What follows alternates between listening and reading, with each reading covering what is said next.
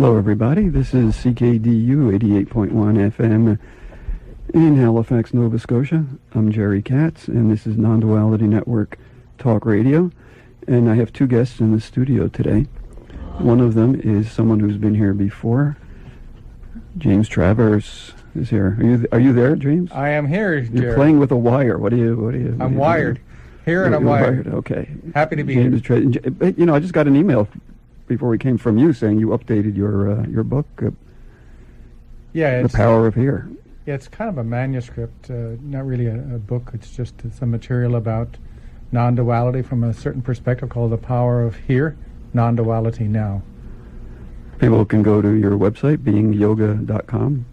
Yes, they can, and there's a link to that material there. And all commentary and feedback is welcome. Okay, yeah. People love you. I mean, people love the kind of stuff that you do. So, people are into your work. Thank you. James is my co-host. I'm just trying to build up to our guest today, who is someone who was here, sat in that chair about 2 years ago, and we did an interview. And, of course, it is none other than the fabulous Chani. Hello, Chani. Hi, Jerry. Glad to have you here today. And Chani, of course, is one of the organizers and facilitators of our non-duality satsang meetup group, which meets in Halifax, Nova Scotia, usually a couple of times a month, I guess. And and people can go to nonduality.ca and connect with that. Chani, so you always, we always love that you lead our opening meditation. People love that. Thank you. And you enjoy that. What do you like about that, or what's the secret to leading a great meditation?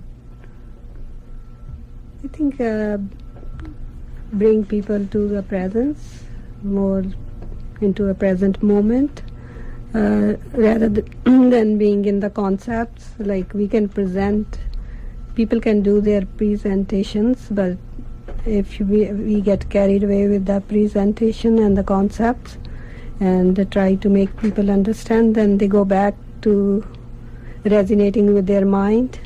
So you keep bringing into the people into the space where all the concepts, all the people are sitting and relating to that.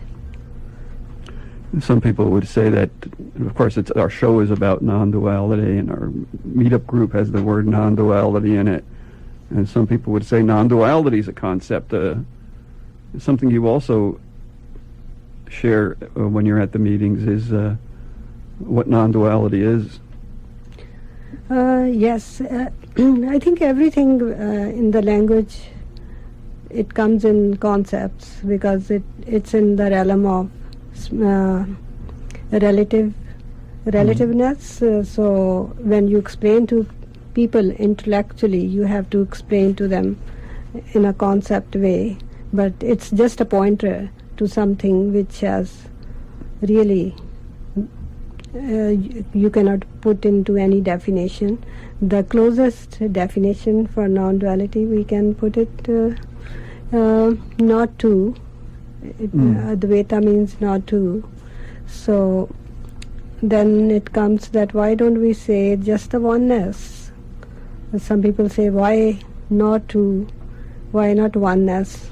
Because oneness can be confusing for some people, because when we say oneness, it emphasizes on separateness in a way, like you have to be with one with something which you are separate from something which you are going to unite with something. So non-duality is more like it's never two, so how can you unite? But at the same time, the way we know the life is in a relative sense. So everyday life is in a relative sense, and it's in a dual sense. So we cannot say duality is not part of non-duality. Yeah, duality is part of non-duality. Yeah. So everything arises kind of from non-duality. It's a basic understanding that underlying there's connection between things. So it's similar like any person who's born, like is supported by the universe itself every day. And our identity, it's just to find self, the real self, the self, not our kind of the way we think self is, our opinions, body, our house, our story. So it's a deeper self, which is also how you are connected to the universe while alive. Yes. Yeah, go ahead, Just Chani. wanted to add, to echo what Chani is saying, especially when talking about, uniting things which may have the appearance of being separate. And from the yogic tradition, which is more my background, we literally translate yoga as meaning yoking or union. And then the question comes, well, what are the two things that are being united? And the deeper understanding of yoga is what Chani was just saying about non-duality. It's about understanding that things are already together. But in order to be able to speak about them, to conceptualize them in the realm of language and words, we use terms like non-duality, and then we have to go through all this kind of explaining to be able to say, well, it's not really a concept, but I have to call it something, so I'm calling it non-duality. And in the same way, when we're talking about yoga, the thing that yoga is really pointing to is the union that is already there, the one without a second. And seeing that there's a lot of misconception about the way that things are separated is the misconception. To see that there is this unification, which we can describe in the relative world as dualistic. That's just simply the way it appears. And especially as we're speaking about it, the very fact that I'm intellectualizing some kind of an experience, there's the experience and there's my comment on it. So there's the duality. Is what we're talking about this might sound like a crazy question. Is this spirituality? Can you, Chani, you have anything to say about spirituality? It depends how do you define spirituality. It can be different meaning for me and different meaning to James, and I think people take it very literally because they just assume the other person, whatever spirituality as I get it, same is for the other person. I think in some ways, if you see from the books, maybe spirituality means pure being. So, yes. And it also comes from the Latin word, I think, spirits. Yes, well, espare. Yeah, aspare. And the way that that means a breath. And exactly, yes. Yeah. So, so spirituality means different to everyone. Some people, it's just relating to non-duality, the pure being, which is not in the realm of relative sense, where good and bad comes. Yes. So it seems like it's more fundamental. Yes. Many people fundamental truth. Many people speak of spirituality as like an esoteric quality of being, and then their definition of that which is esoteric, like Chani is saying, can be as varied as the number of people that are giving the explanation of it. But I'd like to again echo what Chani said in terms of the definition of spirituality, that one that is much more universal. As soon as you connect it to breath and breathing, well, all human beings can relate to breathing. And so when one looks up the word spirit or spirituality, one of the root meanings of that word is that it literally means to breathe. So Chani is quite right when you look at the evolution of the term. When we connect it with breathing, it's something that gives it a much more universal quality. And that's really practical as well. Then we take it out of that esoteric realm and we make it something that's relevant to people in their everyday lives. It's as simple as breathing, and it's as complicated as life. Yeah, thank you, James. And at the same time, I think a non-duality is not a belief. It's more like a pointer to something in your experience, which you can actually experience it. And it's more scientific based. And when you try to read most of the religious books, and I find there's most of them point to non-duality. So sometimes you wonder where this debate of like arguing starts in the religion. So because it seems like everybody says there's one power which is creating the universe, one God, but it seems like everybody's also thinking my God is better than your God. It's kind of funny.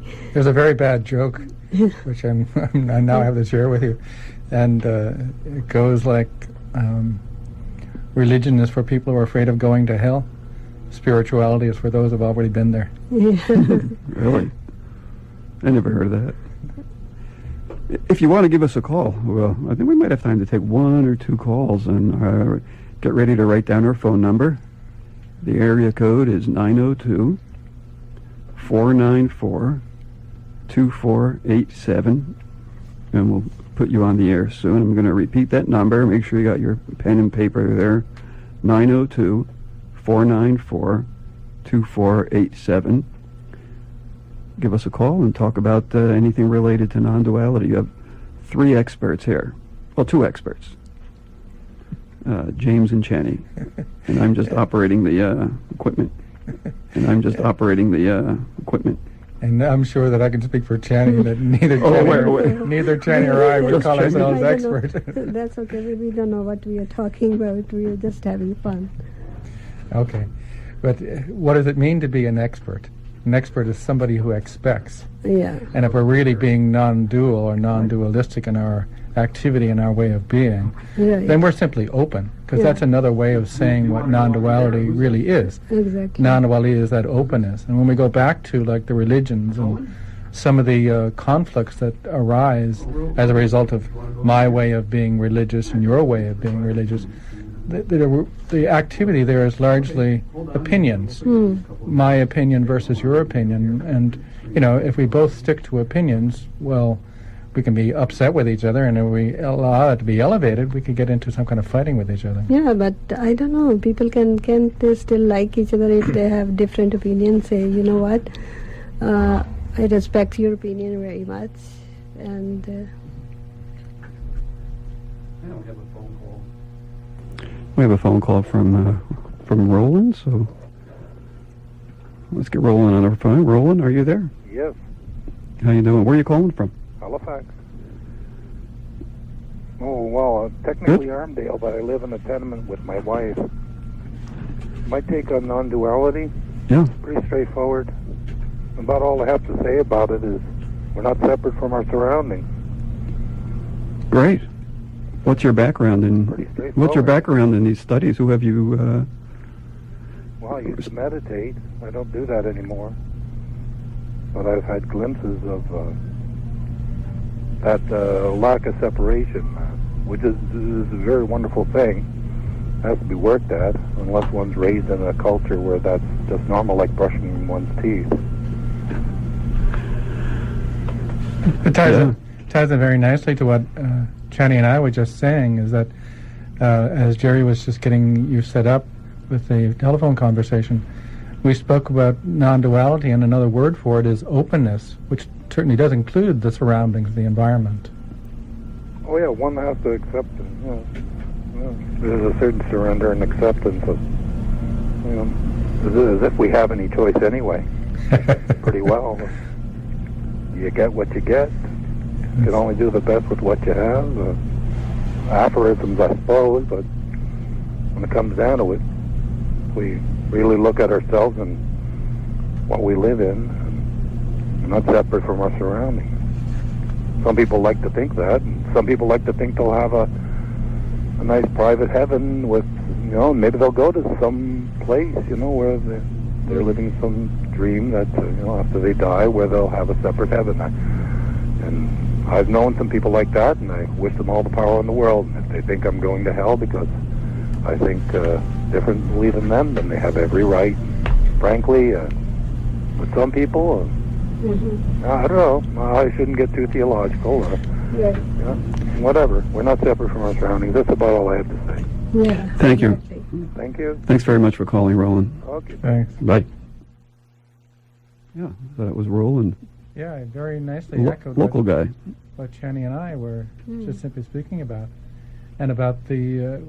He very nicely gave an example too of, somebody who has a different view than he does, and so he again illustrated the non-dual perspective and his openness. That basically he said, well, that's that's the way that they see it. Yeah, he talked about like we have a choice. Yeah, in a way it's right. But who is there to accept? Whatever happens, it's already accepted. You can say, okay, I can fight. This happened. I don't like it. You can fight with it, but life has already accepted it. Yes, exactly. There is, again, in terms of being one with the surroundings, the space around the body accepts everything that is happening. The space of this room, its nature is welcoming, openness. That's just another way of saying non-duality. Yeah, James, you always make a point. You often make a point of that in our meetup group. Yeah. Yeah, which is. You want to talk about our meetup group at all?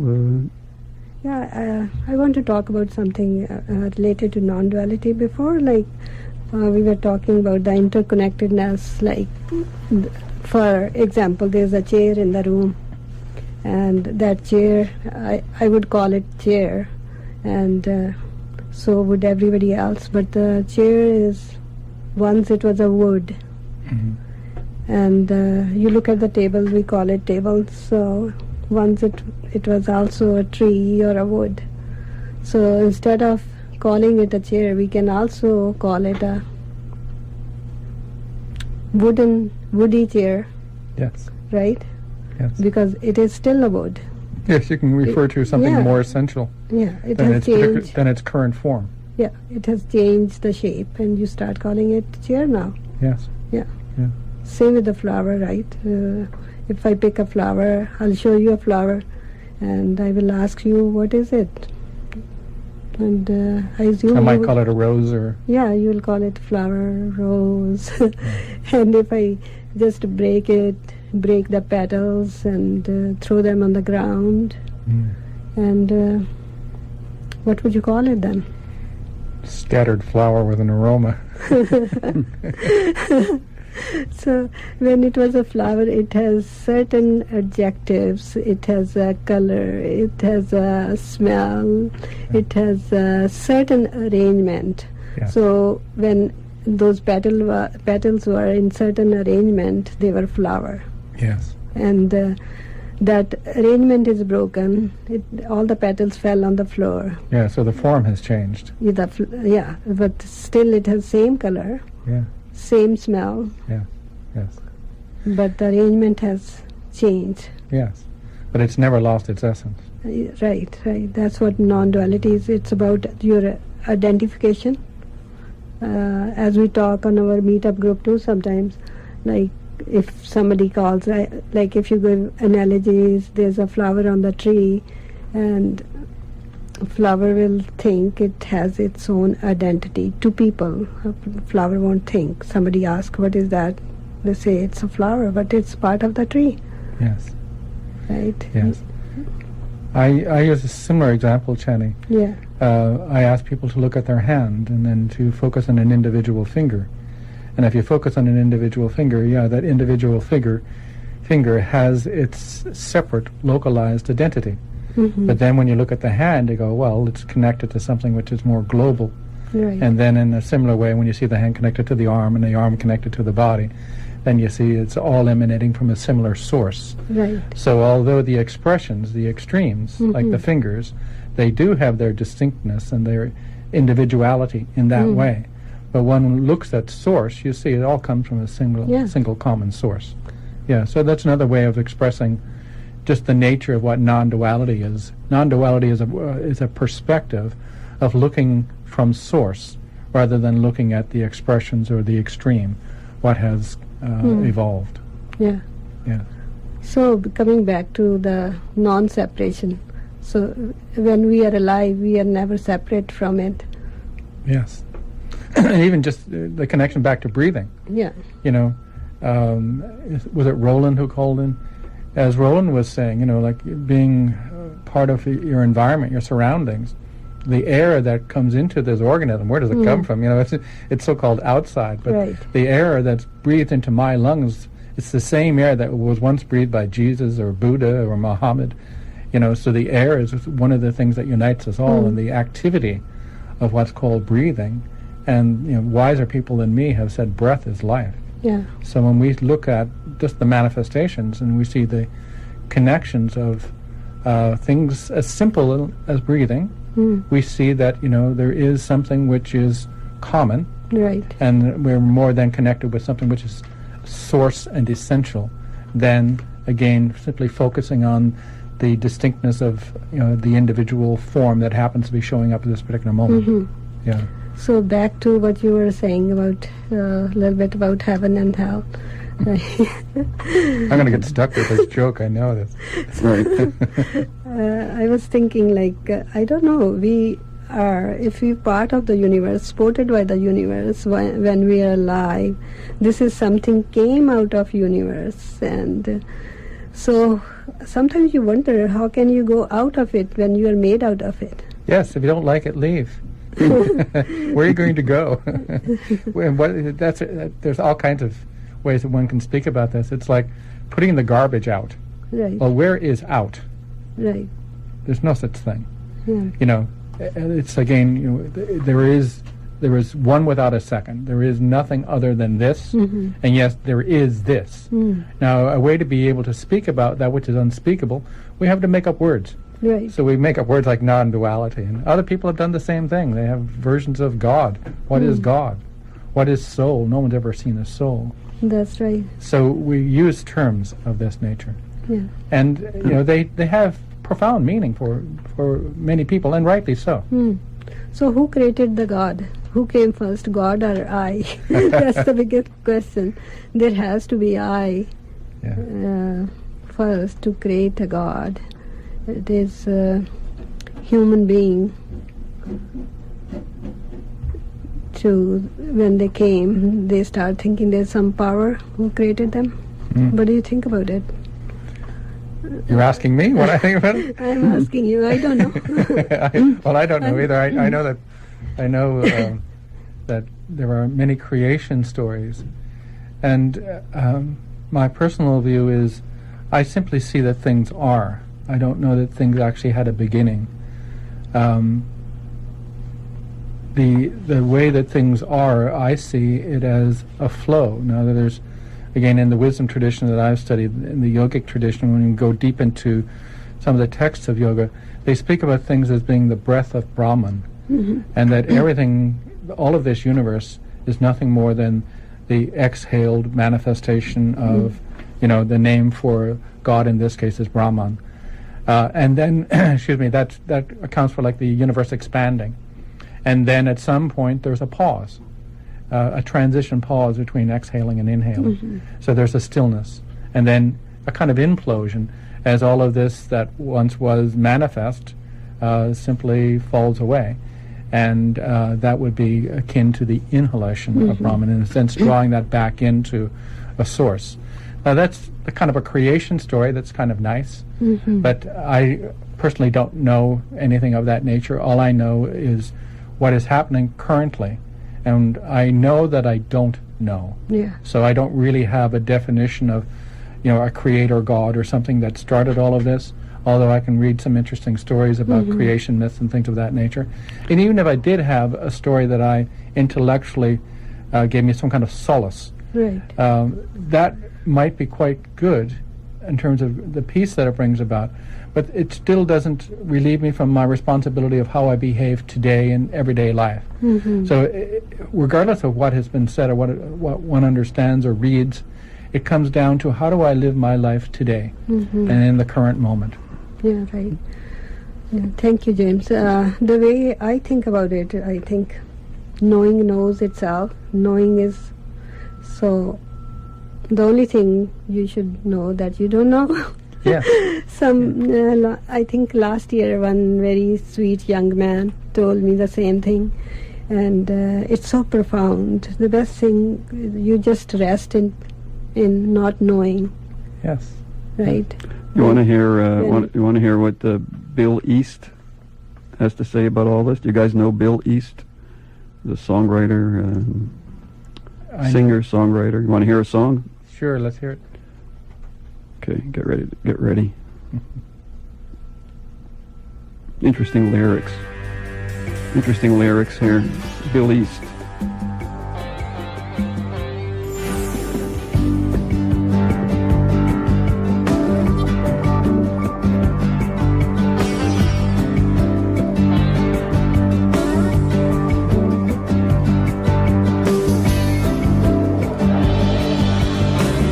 Million receptors in these eyes, 24,000 fibers in each ear, the heart pulsating day and night, 36 million beats each year, pumping blood through more than 60,000 miles of veins, arteries, and tubing, pumping more than 600,000 gallons each year. Is there a separate, independent me? Separate from what is happening? Is there a separate independent me? Separate from what is happening? Is there a separate independent me? Separate from what's appearing? Is there a separate independent me? Separate from what's appearing? Within 5 quarts of blood are 22 trillion cells. Within each cell are millions of molecules. Within each molecule is an atom oscillating at more than 10 million times each second. Within are 500 muscles, 200 bones, and 7 miles of nerve fiber. The lungs filter oxygen through 600 million pockets of folded flesh. Is there anything here with any power of its own? Is there anything here with any power of its own? Within the brain's 3 pounds are 13 billion nerve cells. Within the cells are 1,000 billion protein molecules to help file away every perception and action, waiting only for recall. To assist the brain in control of the body are 500,000 touch detectors, more than 200,000 temperature detectors, and 4 million pain-sensitive structures. Is there anything here with any power of its own? Is there anything here with any power of its own?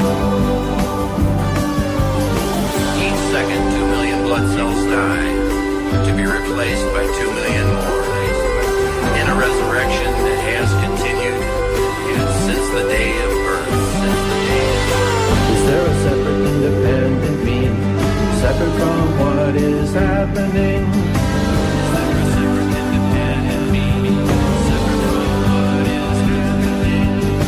Is there a separate, independent me, separate from what's appearing? Is there a separate, independent me, separate from what's appearing? Is there anything here with any power of its own? Is there anything here with any power of its own? Is there anything here with any power of its own? Is there anything here with any power of its own? Is there anything here? And that's Bill East.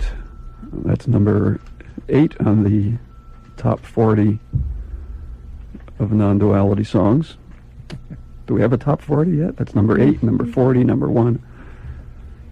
Bill East. What do you think? There's no what is it? There's no separate, independent entity. His songs are so unique. Is there anything here with So any catchy. power of its own? Yeah, Yeah. his songs are so unique. Yeah. Very beautiful song. Yeah, he's a unique guy. You say you heard him at the Science and Non-Duality conference? You heard that song? Well, I heard this song. Yes, this piece was one of Yeah. the things that the folks at the Science and Non-Duality conference were playing. I can't remember the context, but I certainly remember the song. Yeah, we have some other things to play today. And you brought Chani. You brought the nice I think we chanting and mantra. We can play that mantra. It's called Mool Mantar from the Sikh holy book.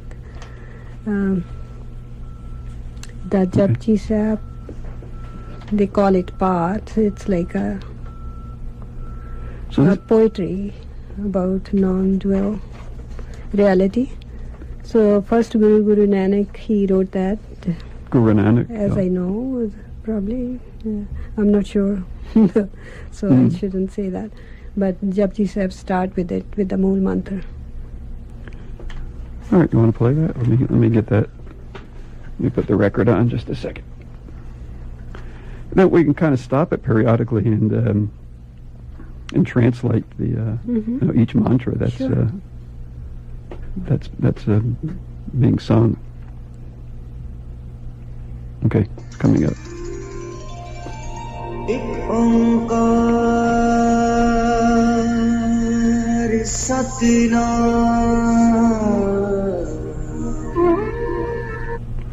I mean, we can stop it right there. Our microphones are on, and there's.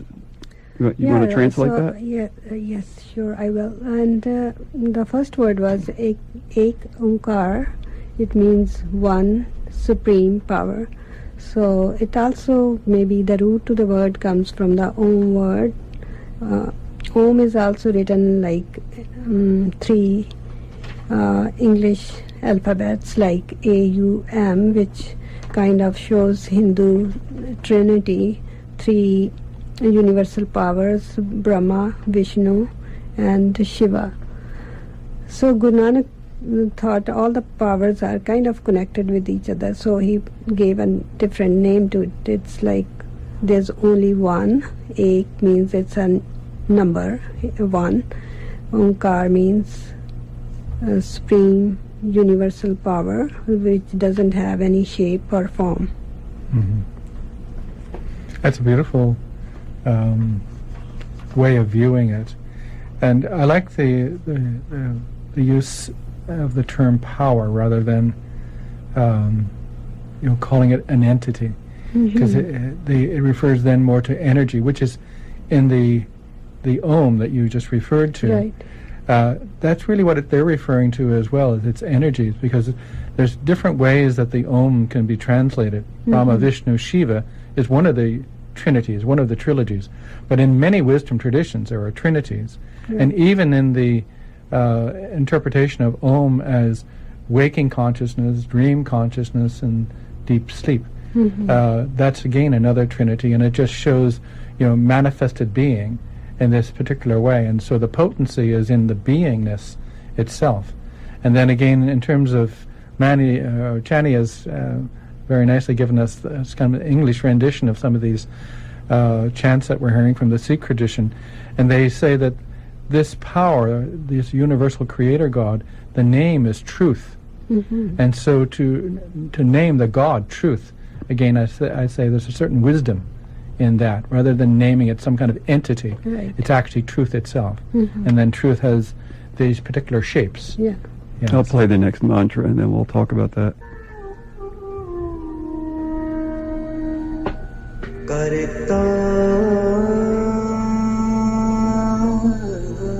Purakha.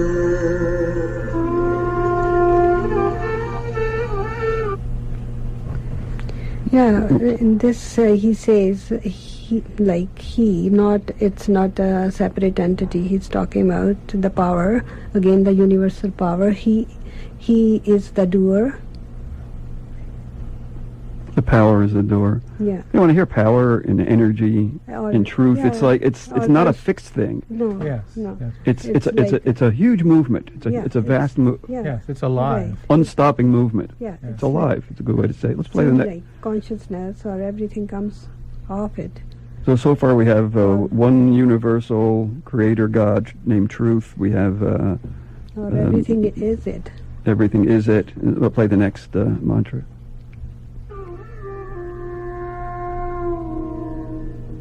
Nirpar Nirvair. Okay. Yeah, here he's trying to tell us that he's beyond the fear or the hatred, or like for him, he's out of the duality, which means when you is kind of partial. This power is not partial to anything or anybody. Yes. Fear and hatred seems to be something that's more Yeah. related to the person. Yeah. There's something that I am afraid of, Right. or there's something that I hate. Yeah. Yes. And there's basically what he's saying here is that this is not personal. Mhm. The energy is universal in that It's way. impersonal. Yes. Everything is personal is dual. Everything impersonal is non-dual. Yes.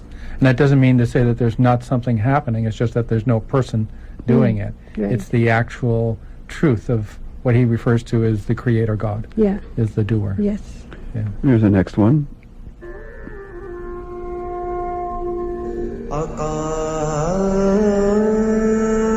आकाश मूरत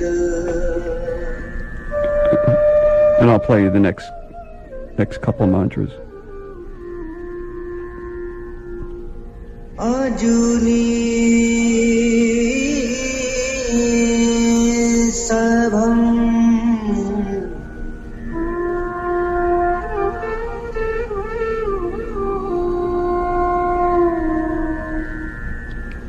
गुरु प्रसाद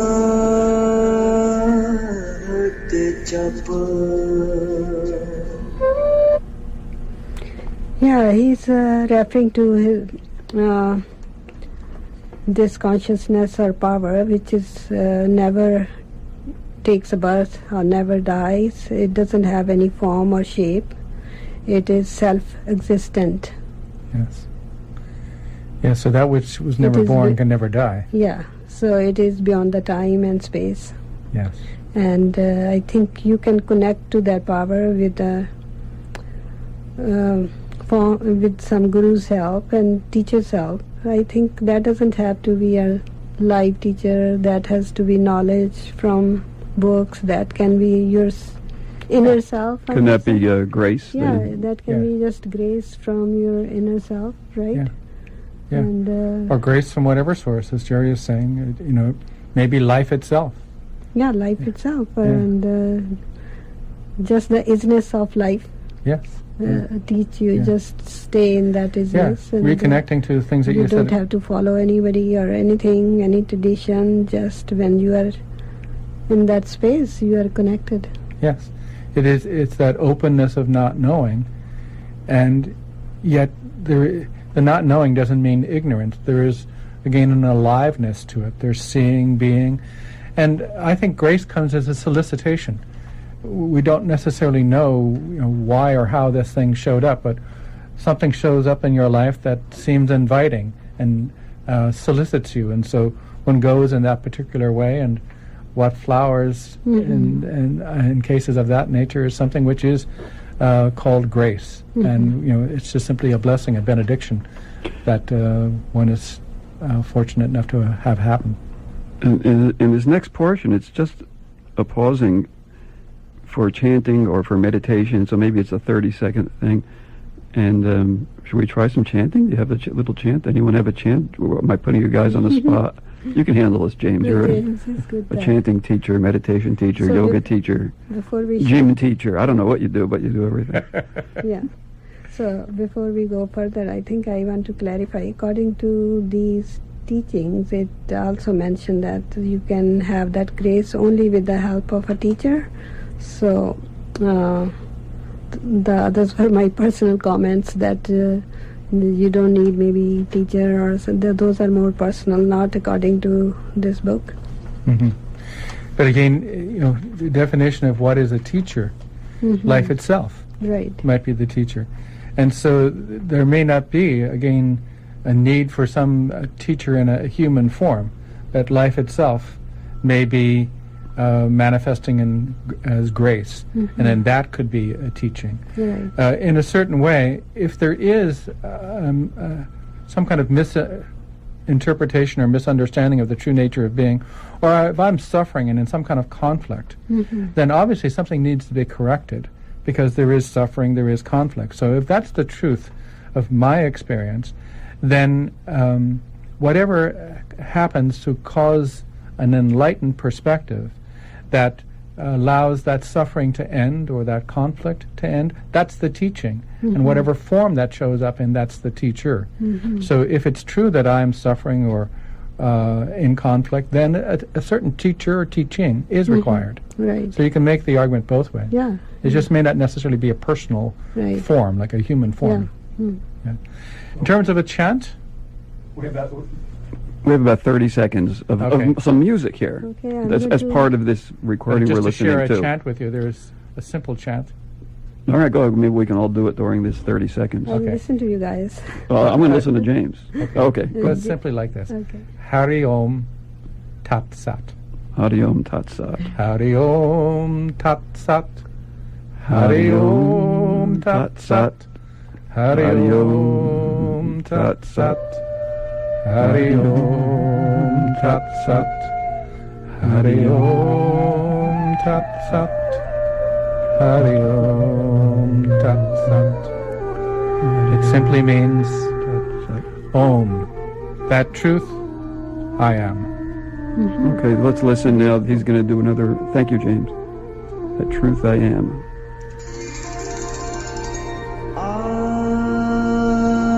आद सच जोगाद सच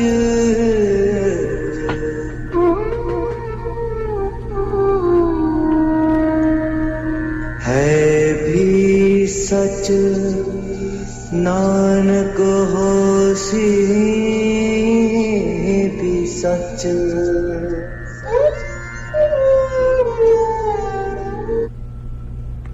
Yeah, and this I think he. I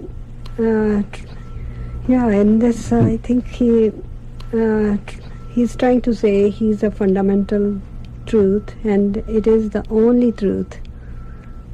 That there's only one power or consciousness, and it's more fundamental. This was always there. It's always going to be in the future, and this is the only truth. Yeah, so it's timeless, Yeah, it's a timeless. and that when we It's, speak about it in terms of time, we say it was there at the beginning, It's- it is now, and it's everlasting. So it's, Right. it's of that nature. Yeah. Yes. Yeah. And truth, obviously, there are many different ways to speak about truth, but truth itself, clearly, it's one. You know, like Chani used the example of a chair. We can view the chair in many different ways, but there's a fact that in this particular form, it's called a chair. Yeah. So when we look at the facts of things, we see that, you know, facts are facts. Right. Yeah. Beautiful. Let's. We have something else to play, and this is from. Again, there's all really basically one theme we talk about in different ways. This is about impermanence, and it's from Roger Mahaffey, and you guys know about Roger Mahaffey. We have some tragic news Sunday night. Roger Mahaffey's 24 years old. I interviewed him last January, just a year ago, and he lost his life in a car accident. Only 24. A very well-spoken young man, and Yeah. of course, we were all greatly sad. And I have something, part of the interview I want to play. It's about impermanence, and it's just Roger, this young, bright guy, speaking. Let's listen to Roger Mahaffey. I was reading, his name's Ajahn Chah. Have you heard of him? Yeah. Yeah. Buddhist teacher, yeah. Yeah, he wrote Food for the Heart. And he just talks about the impermanence. And one of his writings that I was reading, he was just, everything is uncertain. Don't attach your mind to any specific thing. And that's dramatically changed the way that I experience the world. That right there. Everything is uncertain. Everything is impermanent. What comes is what goes. Absolutely. Tell me one thing that doesn't go. Can you find anything? Right, yeah, everything's changing, so. Yeah, but that's huge. It's not like, Yeah. it's not just, I mean, like, I've told people that, like, yeah, everything changes. Like, yeah, okay, on to the next subject. But no, like, everything changes.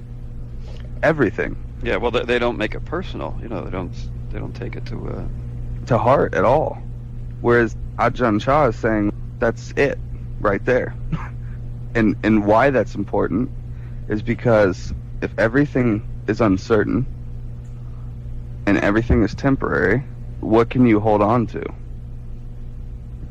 So there's another way of looking at this. What we're talking about is truth, Right. Yeah. this aliveness, this totality. Isn't it beautiful that that young man had such clarity He was 23 at the time. at that age? Yes, because many Yeah. people, there's the reality that folks live an entire lifetime and don't get it. Right. But clearly he understood, and it's obviously tragic, but in a certain way he is prepared. And maybe it's a bit of a premonition because he's highlighting that particular quality of being as being impermanent. And at a very young age, he clearly understood this. Yeah, well, his generation lost someone who would have been a guiding light, Yeah. And he still is, even in the small amount of writing and, Yes. Yeah. interview and Yeah. that he's done. Yeah. Nice interview. I heard it. Beautiful. Yeah, I feel so privileged to have known him and have done that interview. At the time, I was asking for I wanted to interview young people, like early 20s and whatever. You're tired of us old folks. So are you? yeah, right.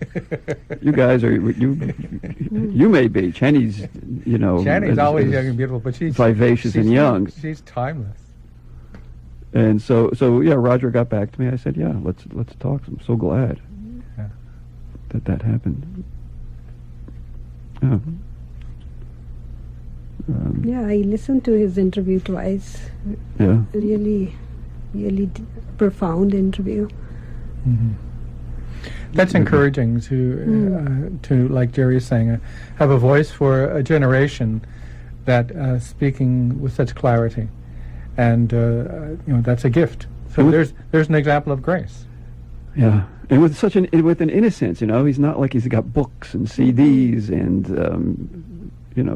spas and going on Oprah. He's speaking from a real innocence. There's not much packaging around him. Yeah, that brings us back to our non-duality satsangs, or at least bring me back, because that's Chani and I were talking just before our program started today about what it is about the space, the satsang itself, and for me that's it. And I think Chani and I were basically saying something very similar, that it's the quality of the presence that is there in the environment, the satsang, that gathering together, the lovers of truth. And there's no one particular wisdom tradition or a particular person that we have as a leader or a tradition that we follow. There's just simply the openness of whatever shows up. Right. And that openness is the living experience of non-duality. And I think it's why that particular format works so well, is that we never know what we're going to do, and we don't really have anyone that says this is the way it has to be. It's just simply openness. Yeah. At the same time, there is a loose structure that we know that we're going to meet at a certain place and time, but exactly what we're going to do there, we have no idea. We came in. We started. It was you and myself, and then Dustin came in, and we started it. And Mandy joined us as an organizer. Then and you came in, Chani, and you really got right into it. The meetup group. It's And we're very fortunate because Chani brings such a quality and flavor Thank you. to the environment. Everyone else. Yeah, that's just it. It's the nature of it is the openness, but also the diversity. Right. Because we have such a varied group of people that come with their own wisdom, each one of them.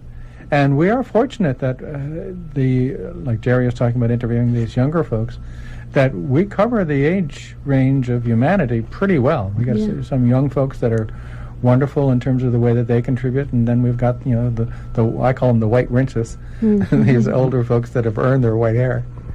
Yeah. Yeah, Scott and Kim, right? They're both probably early 30s or something. Yeah, and they Matt. were on the show. And Matt, who comes from Matt was probably how old? 20 something? He's probably in his 20 20s, something. Yeah. And then the young man from Brazil who's come recently, Edward, or I can't remember his actual name now. But again, We got a lot of young people. We do. yeah. And we get women. Someone made a comment that I've never seen so many guys at one of these spirituality meetings, because I don't think it's a spirituality meeting really. We don't deal with those. We don't really deal with spiritual angels and fairy dust. Although I wouldn't mind some fairy dust We don't once in a while. Yeah, we don't necessarily speak about those things, but at the same time, we're open to whatever shows up. If there's somebody has got a wisdom tradition that's their particular way of expression, and they find That's value right. in that, so we welcome all of those things. Yeah, we're probably about half guys, half women, I'd say. Younger people, older people, people from all different nationalities and races and religions, and it's nice to have that, because a lot of the non-duality culture is like old white guys, Yeah. and that's changing. So A few dead Indian guys. right, that's changing. It's starting to change. Yeah, because it's Which- not about anything imposing on anyone about certain belief system or anything. It's about self-discovery, right? People, it's about liberating from those things, Yeah. right? One of So the liberation, not to kind of make your persona about certain rigid dogmas or anything. Yeah. But if people want to do that, that is also fine. Well, it's very much like this program, how we interact with each other when we're doing this kind of radio program.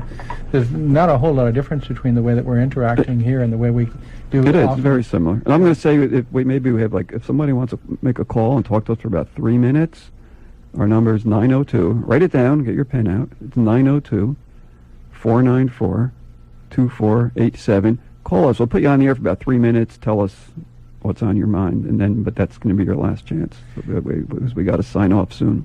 I guess the other thing we have to say about our satsangs is that clearly here we're speaking and it's a radio program, but we also have moments of silence and extended periods Right. of silence, because again, Chani leads us at the beginning of most sessions. Chani will lead an introduction to meditation, some commentary about non-duality, and then we'll generally have a period where there is a silence and we're honoring silence in a certain way. And that's really wonderful, to sit together, a group of people just simply being silent. Yeah. The advanced version of non-duality is 2 hours of silence. You're right. That's advanced. That's the advanced class. Yeah. Something I like to say is that we're always all beginners. And I guess that's because everything always is changing, and if you're open to that constant change, and you're always a beginner in the world. The world's always beginning, so. Yeah. I love that book. The existence is always a beginner. I love the book Zen Mind, Beginner's Mind.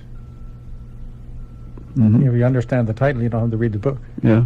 Yeah, it's Yeah. also non-duality is about whatever you condition, just take off your conditioning. You are just to look for what really I am is, find out what you are not first, Yes. right? That's actually a very practical approach. I speak about it as looking first at the duality. And then, it's understanding the nature of the situation. If one understands duality, then you can have some understanding of non-duality. Right. Yeah. And, yes, so first see the current situation, what's actually going on. Yeah. And that's where the truth is revealed as well, is in, the current moment. Mm. I have a really cool song from Bill East. Can you handle more Bill East? Sure. Sure. Sure. Chani, Yes. are you just being nice, or... No, we love the lyrics, and Yes, we do. and it's an upbeat song as well. Yeah. This is a different one, and I think this one's pretty cool.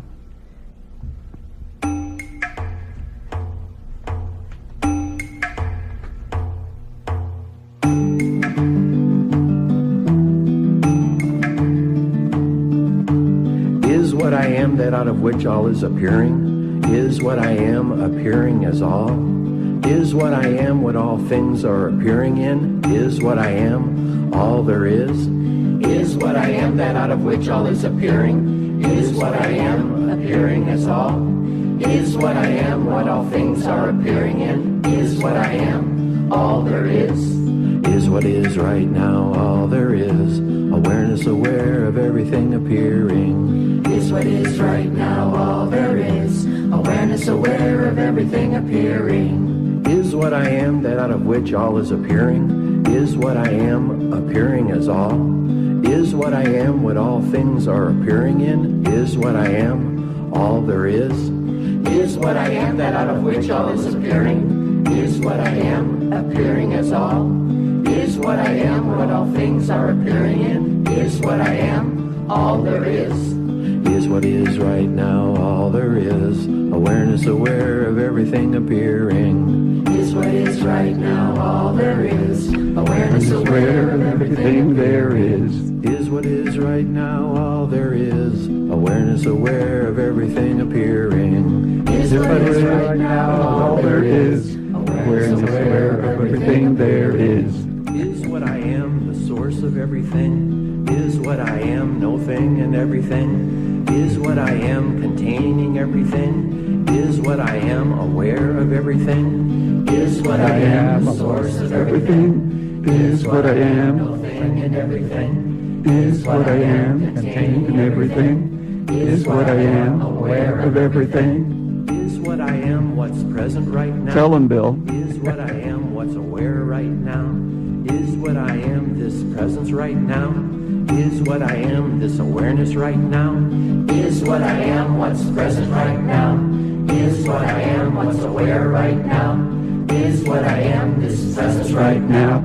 Is what I am this awareness right now? Is what I am the source of everything? Is what I am no thing and everything? Is what I am containing everything? Is what I am aware of everything? Is what I am the source of everything? Is what I am. No thing and everything? Is what I am containing everything? Is what I am aware of everything? Is what I am what's present right now? Is what I am what's aware right now? Is what I am this presence right now? Is what I am this awareness right now? Is what I am what's present right now? Is what I am what's aware right now? Is what I am this presence right now? Is what I am this aware right now? Wow. Yeah, Bill. Bill East. Now, I don't know if you know you can get his album actually on iTunes. It's called What Am I Really? Go on iTunes and you can find it. And I think that our show's pretty much finished. I think we're out of here. So I'm going to say goodbye to everybody. Goodbye, James, and goodbye, Chani. Thank you, Chani, for being our guest today. Thank you. You'll be for back. having us. You'll be back as a co-host or as a guest. James is an official co-host. Yeah, Thanks, love Jerry. to. Thank you, Thank Chani. you. Thank you. Thank you, James. Thanks to everybody. Thanks, Roland, for Thank calling. you, everyone, Thanks, for everybody. listening. Yeah. Bye. Bye-bye.